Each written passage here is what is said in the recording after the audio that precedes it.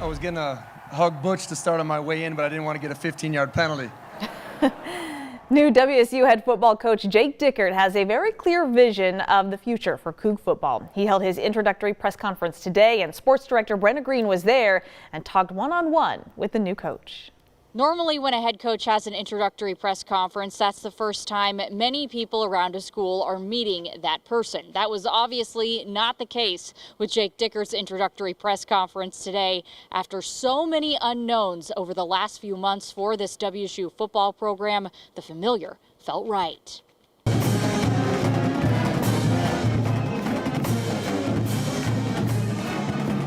For me personally, it's a dream come true.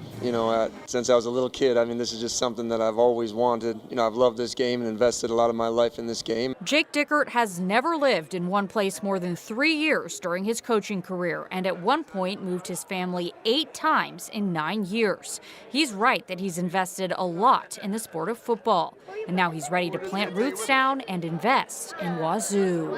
Is it cool, huh? You think that'll fit? What does it mean to you to be able to look your family in the eyes and say this is home? It's a special moment. There's a lot of tears. There's a lot of celebrating.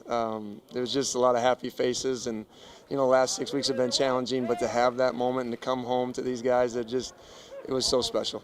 The journey to get to this point, though, as Dickert alluded to, was anything but easy. He was thrust into the interim head coaching job after Nick Rolovich was fired for not getting vaccinated in October. Dickert told me he didn't necessarily envision getting the head coaching job in the beginning, but he came into the interim head coaching gig with a plan he hoped would get his interim tag removed. There was very little sleep. There was a lot of coffee. And there was just a lot of those moments where, you didn't know if you could keep going, but I just knew that I had to give these guys everything I had. Dickert's first plan worked out pretty well for his guys, a.k.a. his players. Here's his plan for them moving forward. Our vision for Washington State football will be simple.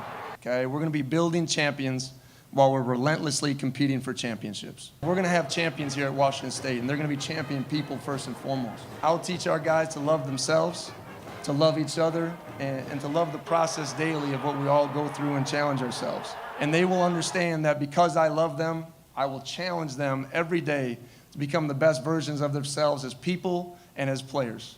Dickert is still working everything out in terms of his plans for his staff, but FootballScoop.com did report Thursday night that Dickert will hire Nevada defensive coordinator Brian Ward for the same position at WSU.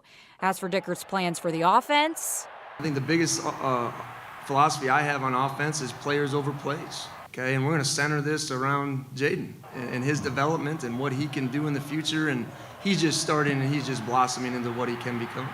In a year where the Cougs could have easily played dead, they did the opposite. They sowed the seeds of stability amidst chaos. I look at that our football team, and it's just really one of those power of the human spirit types of things. Like, no matter what's thrown at you, if you come together, figure out how to just unify in purpose and take steps forward even when they feel hard, and you can accomplish some extraordinary things.